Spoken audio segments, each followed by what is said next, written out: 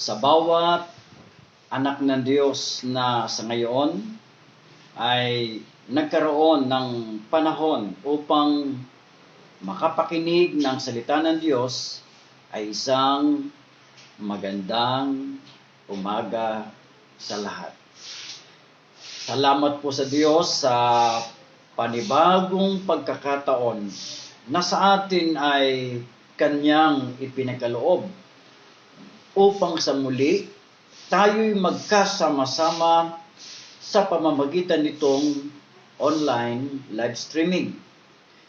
Dahil po sa pag-ibig at katapatan ng ating dakilang Diyos, siya'y marapat lamang na handugan ng taos-pusong pasalamat, pagpupuri at pagsamba.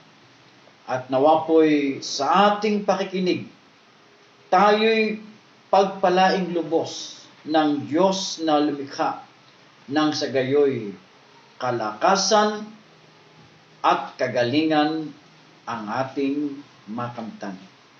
Sa ating pagpatuloy, tayo po muna dumako sa isang maiksing panalangin. Ama naming nasa langit, Ikaw na makapangyarihan at hindi nagbabago. Kami po ay taos-pusong dumudulog sa iyo sa pangalan ng aming Panginoong Hesukristo, na kung saan ay patuloy naming sa iyo'y hinihiling ang kapatawaran sa bawat pagkukulang at pagkakasala na aming nagawa. Maraming salamat, Ama, sa iyong kabutihan sa amin.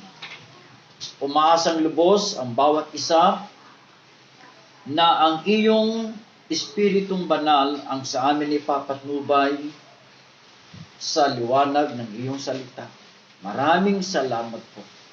Ito'y dalangin naming lubos sa pangalan ni Jesus. Amen at Amen. Ngayon po, ang huling linggo ng pinag-uusapan natin patungkol sa paksang kapayapaan. At ngayong umaga, ang ating po magiging tema ay ating pinamagatang Benefits of God's Peace. Ulitin ko po, Benefits of God's Peace.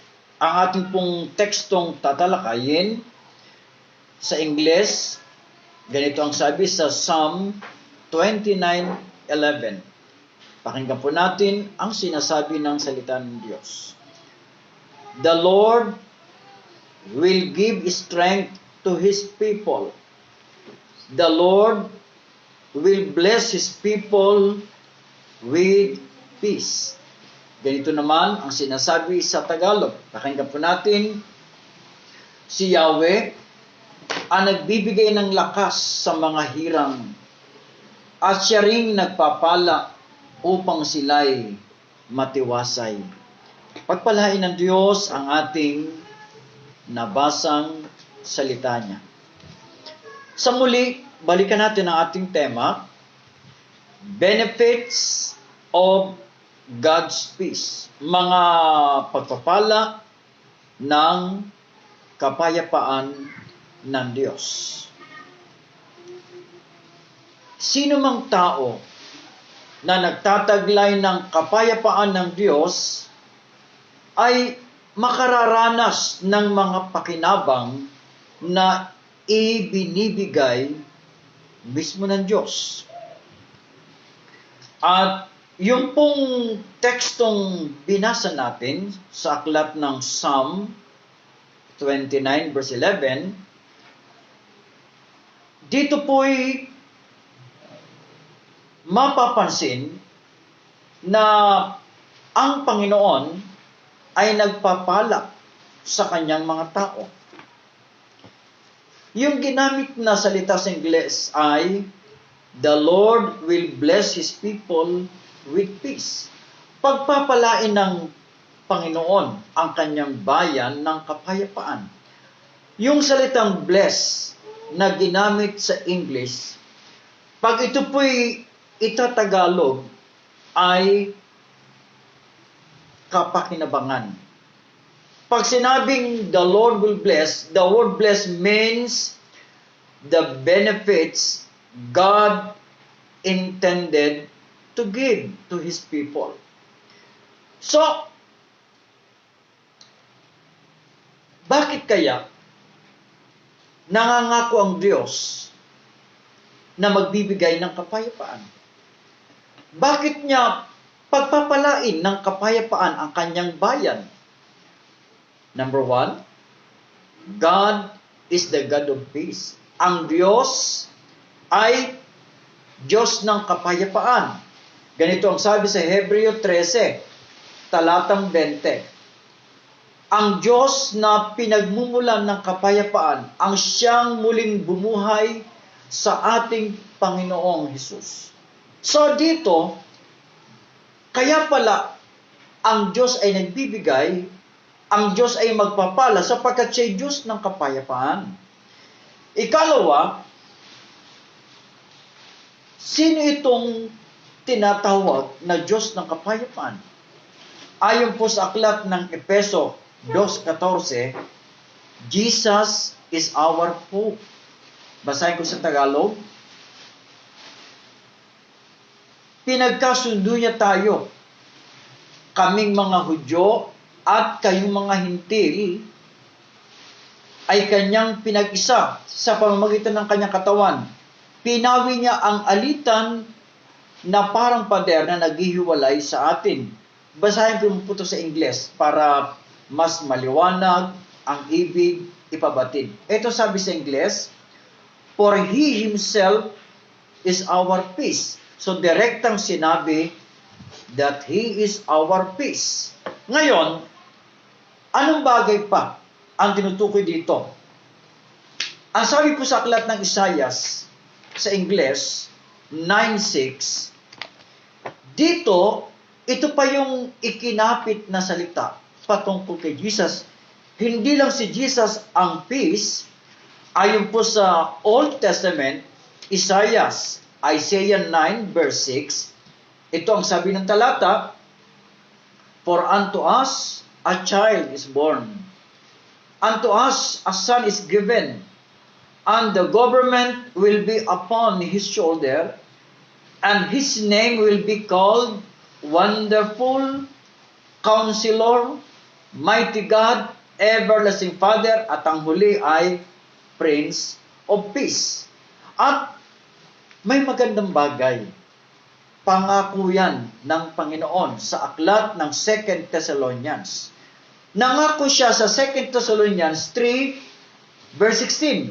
Ang sabi dito, ang Panginoon na bukal ng kapayapaan, ang siya nawang magkaloob sa inyo ng kapayapaan sa lahat ng pagkakataon. So, ibig sabihin, ang Panginoon pala ay nagbibigay talaga ng kapayapaan. Mga kapatid, nais ko pong ipahayag sa bawat isa sa atin na ayon sa salita ng Diyos, may matatanggap na pakinabang ang Kristiyano kapag sa kanyang puso'y nanahan ang kapayapaan ng Diyos. At ngayon po, narito ang 4 na pakinabang ng mga tao mula sa kapayapaang ipinangako ng Diyos. The 4 benefits of God's peace. Number 1, health. Number 2, harmony. Number 3, health. And last one, hope. Ulitin ko. The 4 benefits of God's peace. Number 1, health. Number 2, harmony. Third, health. And last one, number 4 is hope. 4 na H ang ating tatalakayin. Unang bagay nating pag-usapan ay yung salitang health. Ayon po sa Tagalog, pag sinabing health ay kalusugan o kagalingan ng katawan. Ayon sa Merriam-Webster's Dictionary, health is the condition of being sound in body, mind, or spirit. At ayon naman po sa English-Filipino Dictionary, health is the state of being free from illness or injury. So, yan ang ibig sabihin ng salitang health. Ngayon, bakit ba napakahalaga ng health sa tao? Well, simple lamang.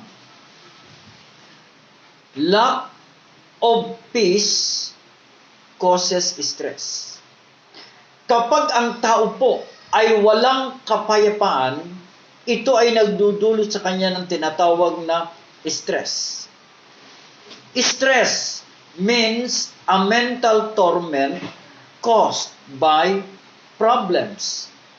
Stress results to at least 7 negative characteristics or attitudes. And also, stress will result to 7 sickness. Ano-ano ba itong tinutukoy na negative characteristics kapag dumating ang tinatawag na stress? Madaling tandaan. Number 1, kapag ang tao stress, siya nakakaranas ng anger. Pangalawa, bitterness. Pangatlo, envy. Pang-apat, fear. Pang-5, guilt. Pang-6, greediness. At pang-7, lust. So, yung 7 negative characteristics, ito po'y magdudulot sa tao ng tinatawag na karamdaman. Kapag dahil sa stress, nagkaroon siya ng anger, ang resulta nitong sakit ay cardiovascular disease. Magkakasakit siya ng hypertension, magkakasakit siya sa puso. Kaya karamihan ng may sakit sa puso, ito ay bunga ng galit na kanyang kinimkim, kanyang iningatan sa kanyang puso. Ikalawang resulta ng stress, ang tawag ay bitterness, kapaitan. Kapag nagpatuloy ang kapaitan or bitterness sa kanyang puso, it causes problem sa kanyang digestive system. Kapag nagpatuloy pa po ang kanyang stress, darating ang tinatawag na envy, pagkainggit. Ang pagkainggit, ito yung nagresulta sa tinatawag na musculoskeletal o musculoskeletal. Ito yung sakit na nakukuha sa muscle at sa kanyang tinatawag na buto. So, kapag naroon ng envy or inggit, nagkakaproblema siya sa kanyang muscle at sa kanyang buto. Another one, pag nagpatuloy ang tinatawag na stress, fear. Pag ang fear ay nagpatuloy sa kanyang puso, it results to problem in respiratory system. At kapag nagpatuloy pa po ang stress, it causes guilt. At ang guilt, pag ito'y hindi nawala sa tao, it results to problem sa kanyang nervous system. At kapag nagpatuloy pang stress, it causes greediness. At ang greediness, ang resulta nito, it weakens the immune system. Kaya karamihan ng mahihina ang kanyang immune system nang dahil po sa greediness, kasakiman. Ang taong masakim, normally, mahina ang kanyang immune system. And last one, lust, yung pagnanasa. Kapag nagpatuloy ang pagnanasa, ito'y magiging dahil ng kanyang problema sa endocrine system.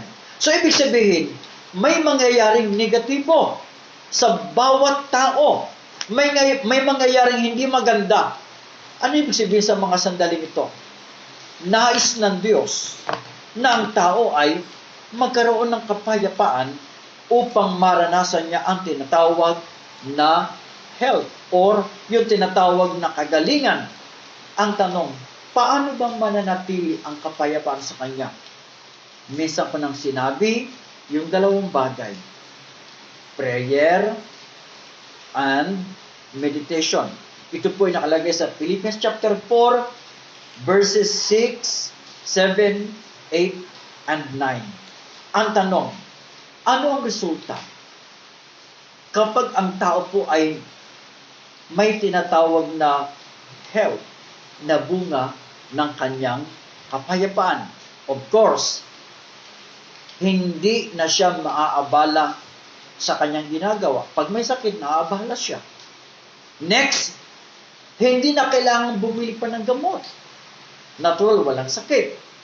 At pangatlo, hindi siya mag-aalala sa dapat niyang gawin. So, ano ibig sabihin sa mga sandaling ito? Simple lang.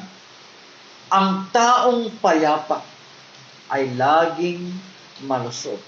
At ito po ay sinabi ng Panginoon sa 1 Thessalonians 5:23. Ganitong sabi, pakinggan po natin.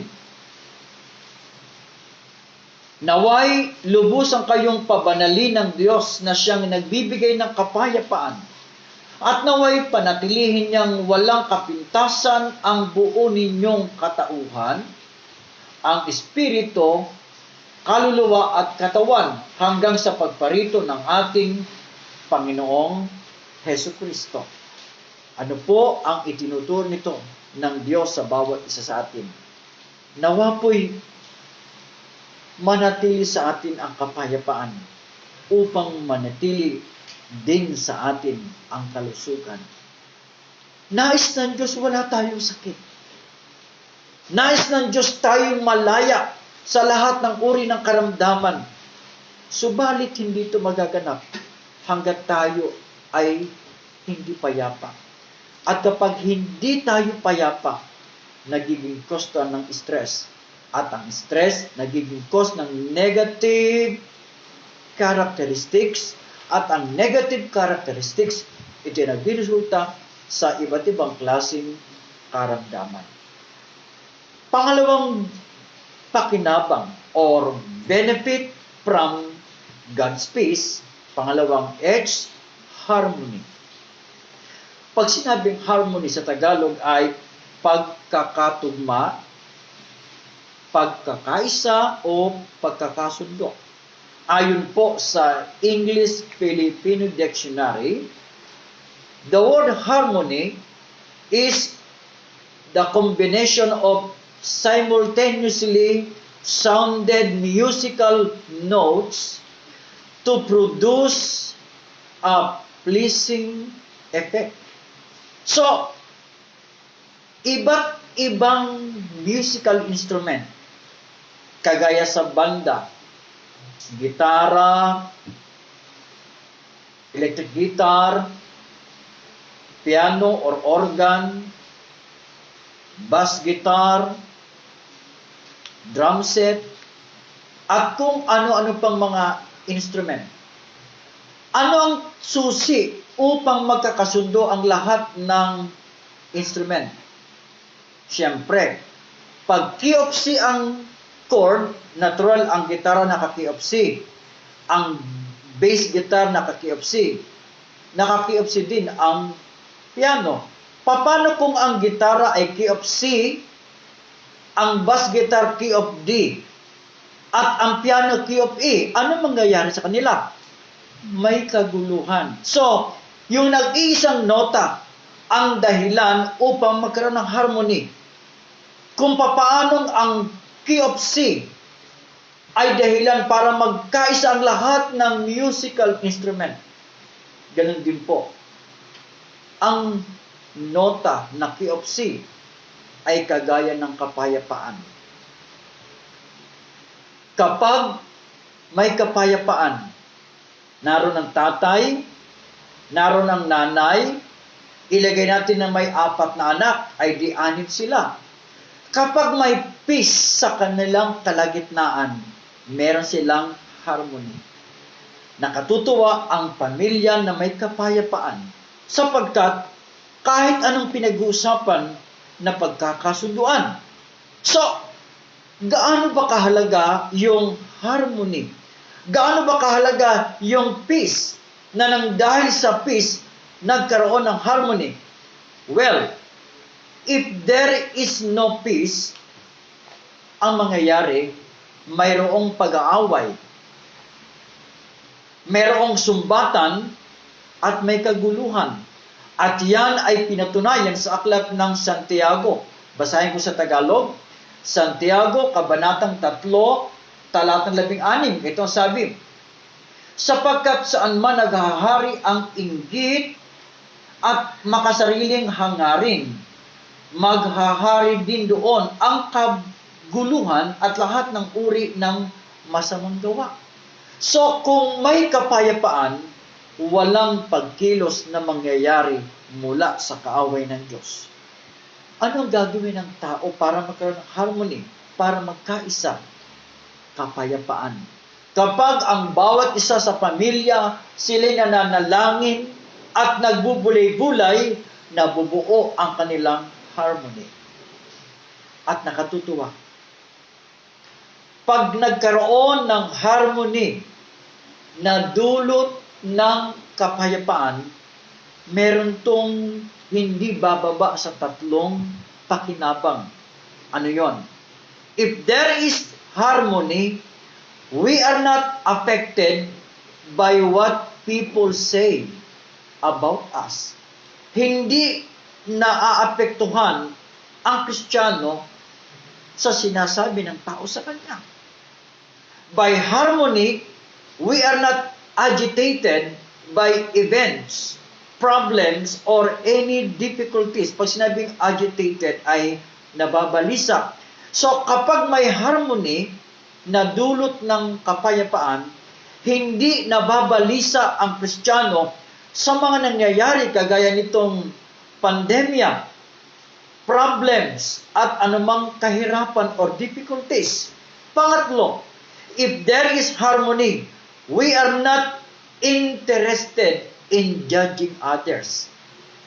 Hindi interesado na hatulan ng Kristiyano ang kanyang kapwa kung merong harmony. Manapa, meron silang tinatawag na pagkakasundo. Ano ibig sabihin sa mga sandali ito? Normal na hindi nasisira ang magandang samahan kapag naghahari ang kapayapaan ng Diyos. At ito po ang sabi sa aklat ng Ephesians chapter 4 verse 3 sa Tagalog. Pakinggan po, pag sumakita ninyong mapanatili ang pagkakaisang mula sa Espiritu sa pamamagitan ng pagbubuklod ng kapayapaan. So, pag nagbuklod ang kapayapaan ayon sa talata, ano mangyayari? Mananatili ang pagkakaisa, mananatili ang harmony. Kaya, kung may kapayapaan sa isang pamilya, walang mangyayaring pag-aaway. Ano po ang itinuturo nitong mensahe sa atin na mga anak ng Diyos? Bawat isa sa atin may katungkulang gagampanan. Kung ako ang tatay, kailangan kong manalangin lagi. Magbulay-bulay sa salita ng Diyos upang maranasan ko ang kapayapaan. Ang aking asawa, ang aking mga anak, at sino mang nasa loob ng pamilya. Kapag ang bawat isang miyembro, maging ito man ay dalhin sa church, kung ang bawat miyembro ng church, kung ang bawat miyembro ng pamilya ay nananalangin at nagbubulay-bulay, may kapayapaan sila. At kapag may kapayapaan sila, sila ay bahagi na bumubuo ng tinatawag na harmony o pagkakaisa. Samantalahin natin ang kapayapaang to upang ang mga gawa ng diablo o ni Satanas walang puwang sa ating pamilya, sa ating gawain, kung saan man nagpe-fellowship ang mga anak ng Diyos. Pangatlong pakinabang sa kapayapaang bigay ng Diyos. Pangatlong, it's help or favor. Pag sinabing help, sa Tagalog ay tulong, pagtangkilik, o yung napapanahong termino, yung ibibigay ng gobyerno at kung alin pang mga grupo na nagbibigay, ang tawag ay ayuda. So yung ayuda, ito po ay isa sa Tagalog na salitang help or tulong. Ayon sa English-Filipino Dictionary, the word help means an action or support that helps someone or something. So pag sinabing help, ito'y pagtulong sa nais niyang tulungan. Well, napakahalaga ang kapayapaan sa buhay ng tao. Bakit? Dahil kapag walang kapayapaan o may pag-aaway, imposibleng tulungan ng kapwa ang kumaaway sa kanya, lalo na kung siya ay wala pang relasyon kay Jesucristo. So normally, kung gusto ng taong siya ay tulungan, ay makipagkaibigan siya, makipagbati.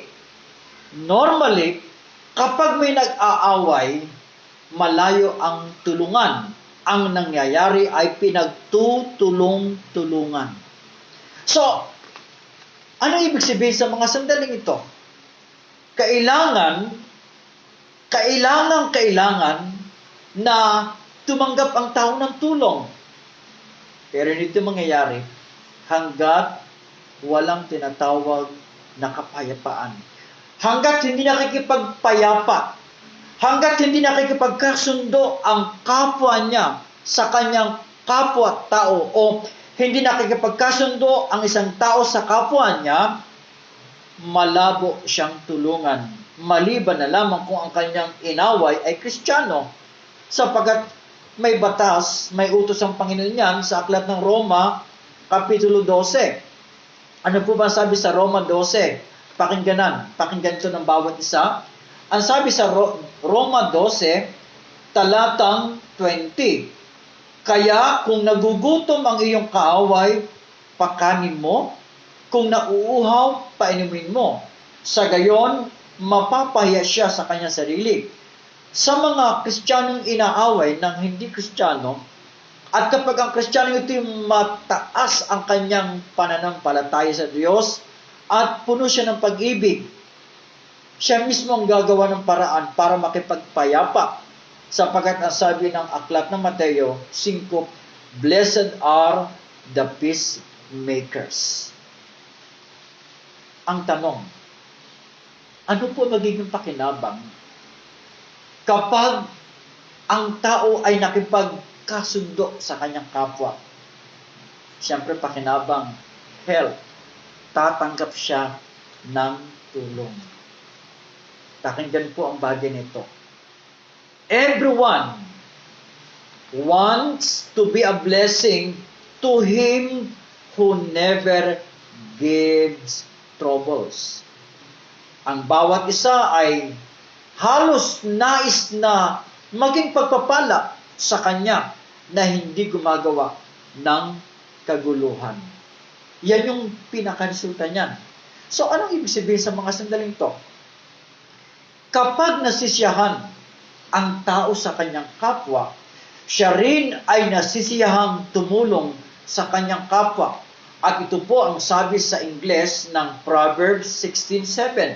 Pakinggan po natin. When a man's ways please the Lord, he makes even his enemies to be at peace with him. Ang gandang pakinggan. Ito naman po ang sabi sa Tagalog sa Kawikaan 16, talatang 7. Kapag ang tao'y kalugod-lugod sa Diyos, pati kaaway niya'y kanyang maaayos. Ang gandang pakinggan. So, ano po ang itinuturo nito sa atin na mga anak ng Diyos? Panitilihin po natin ang kapayapaan sa ating puso. Makipagkasundo tayo. Huwag tayong makipag-away. Makipagbati tayo. Dahil kapag nakipagbati tayo, nakipag-away, yung kanilang gustong ibigay ay ibibigay na nila. Para bang sa ating mga magulang yan. Kapag ang ating mga anak ay masunurin, kahit hindi pa inuutusan, ay sumusunod na. At kapag naman sila lumapit, ang hirap tanggihan dahil sa kanilang ginagawang kabutihan. Kung tayo mga magulang, nakita ang ating mga anak na nakikipagkasundo sa atin, sumusunod sa ating nais, hindi ba napakalawag sa ating tumulong? Hindi sapagkat sila'y ating anak, kung hindi nasisiyahan tayong sila'y bigyan, sapagkat nakikipag-ayos sa atin, ay lalo tigit sa ating Diyos. Kaya po, samantalahin natin ang pagkakataon na makipagkasundo. Hindi natin kayang pilitin na tayo ay kanilang batiin. Pero mapipilit natin ang ating sariling huwag silang awayin. Hindi natin mapipilit silang maniwala sa atin. Pero sa tulong ng Diyos, mapipilit natin ang ating sariling huwag naman natin silang awayin. Nawa po, tayong mga anak ng Diyos ay maging ehemplo ng pakikipagkasundo sa ating kapwa. Upang pag sila'y kinausap ng Diyos, sila naman ang magpapala sa bawat isa sa atin. At ang panghuling pakinabang na matatanggap mula sa kapayapaan ng Diyos, ang tawag po dyan, pang-apat na H, hope, pag-asa. Ayon sa English Filipino Dictionary, hope is a feeling of expectation and desire. Napakahalaga na mayroong pag-asa sa puso ng tao. Dahil kung walang pag-asa, dahil kung wala ito, siya ay mag-aalala para sa kinabukasan. Siya ay malulungkot. And listen carefully. When a person is hopeless, he will become helpless. Let me repeat. Listen carefully.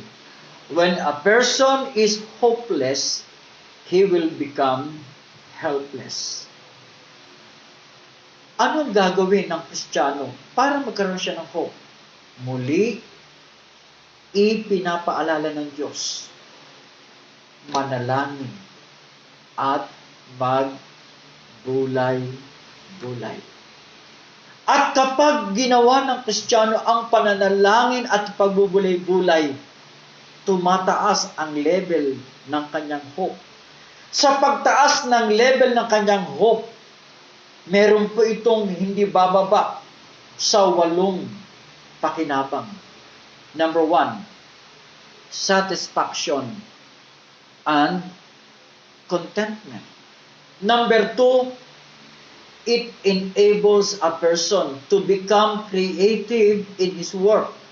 Kagaya ng pintor. Kapag ang pintor ay magpipinta na ng kanyang obra maestra, meron siyang gustong ipinta, gusto niya tahimik ang lugar. Kaya normally ang mga pintor, sila ay mga minsan walang kasama yan. Gusto nila sila lang para sila makapag-isip ng ideya. Kaya habang sila payapa, nakapag-iisip ng ideya. Kaya ang taong may pag-asa na dulot ng tinatawag na kapayapaan, it enables him to become a creative in his work. Pangatlo, better working environment with others. Kapag siya puno ng pag-asa, maganda po ang samahan sa pagtatrabaho na kasama ang iba. Well, peace actually is contagious. Pag sinabing contagious, nakakahawa. Kapag sa mga nagtatrabaho, meron yung isang tao na taglay ang kapayapaan, nahahawa ang mga taong hindi payapa. Sasabihin nila, Anong meron sa'yo?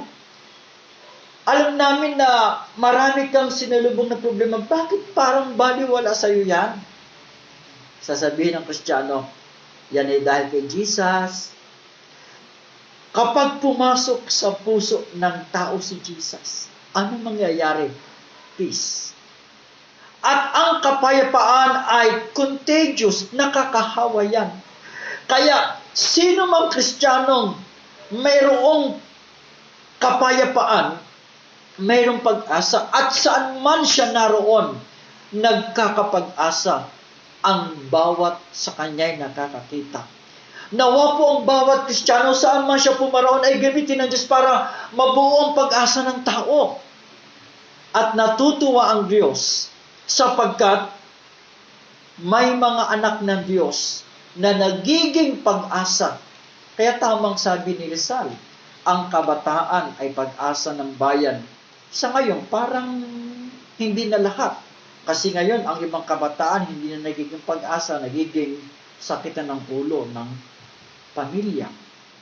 Dagdagan po. Ang kabataan na may Jesus, ang siyang pag-asa ng kapanahonang ito. Ang kabataang may Jesus, ang pag-asa ng bayan. Kaya hinihiling ng Panginoon na ang bawat anak ng Diyos magkaroon ng kapayapaan, sapagkat sila peacemaker, magkakaroon ng magandang kinabukasan. Ano pa po ang pakinabang na hope? There is what we call positive mindset. Ang taong may pag-asa at kakayapaan, laging positibo ang kanyang kaisipan. They will expect the best things. Inaasahan nila ang magagandang bagay, mabubuting bagay. Number 5, peace of mind is one of the jewels of wisdom. Yan po ay ayon kay James Allen, na yung peace of mind is one of the jewels of wisdom. Ang sarap pakinggan. Pang-anim, because of hope, na taglay na bunga ng kapayapaan, there is better concentration ability to him who has peace. So, again, there is better concentration ability to him who has peace. Number 7, more patience. Ang taong puno ng pag-asa ay mapagpasensya. At ang pang-8, rapture. Yung blessed hope na inaasahan ng tao, rapture. Kaya, pag may pag-asa, ang kanyang huling pakinabang ay pagbabalik ng Panginoong Hesus. Siya ay nakahanda. Ano ibig sabihin sa mga sandaling ito? Ang kapayapaan ay nagbibigay ng pag-asa para sa kinabukasan. At ito po ay pinatunayan sa aklat ng Tito, Kabanatang 2, Talatang 13. Pakinggan po natin, samantalang hinihintay natin ang ating inaasahan, ang dakilang araw ng paghahayag sa ating dakilang Diyos at tagapagligtas na si Jesucristo sa gitna ng kanyang kaningningan. Ano po ang ibig ipahiwatig nito sa atin na mga anak ng Diyos? Simple lang po. Kapag nananatili sa ating puso ang pag-asa, ano nangyayari? Napakaraming pakinabang. Paano ba mananatili sa ating puso ang pag-asa? Dapat naroon ng kapayapaan. Paano ba mananatili ang kapayapaan? Naroon ng panalangin at pagbubulay-bulay. Gusto ng Panginoon sa atin ngayon, huwag mawala ang pag-asa. Huwag natin aalisin ang pagbubulay-bulay at panalangin. Kaya po, ang huli kong ibibigay na paalala sa patnubay ng Panginoong Jesucristo ay simple lamang. Manatili tayo sa panalangin. Manatili tayo sa pagbubulay-bulay dahil may pag-asang pakinabang kapag ito'y ating ginawa. Ibig sabihin po mga kapatid, kapag po ang Kristiyano ay laging nagbubulay-bulay, kapag ang Kristiyano po ay may kapayapaang taglay na bunga ng panalangin at pagbulay-bulay, matatanggap niya ang apat na benepisyo o pakinabang of God's peace. At ito po ay health, harmony, health, and hope. Nawa po, tumaas ang level ng ating kapayapaan upang ang apat na H ay atin namang mapakinabangan. Salamat sa Diyos. Tayo po'y manalangin. Lubos ang aming pagpupuri at pagpapasalamat sa iyo, O Diyos. Napakabuti mo sa amin. Napakadakila mo. Salamat po sa paalala na hindi kami dapat magulumihanan sa mga narinig namin na balita, sa mga napapanood naming balita, sa mga sinasabi ng tao. Hindi kami dapat maligalig. Ang dapat naming tingnan ay ikaw, O Diyos. Ang dapat naming tingnan ang iyong salita. Sapagkat totoong sinabi mo, dito sa mundo may kaguluhan, pero sa iyo ay may kapayapaan. Panginoon, makikita ng mga tao ang kaibahan ng may Kristo at wala.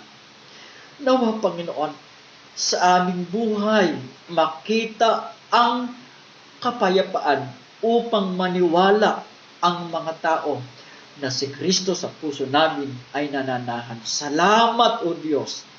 Dinadakila ka namin at niluluwalhati. Ito po'y aming dalangin lubos sa matamis na pangalan ni Jesus. Amen at amen. God bless every one of us.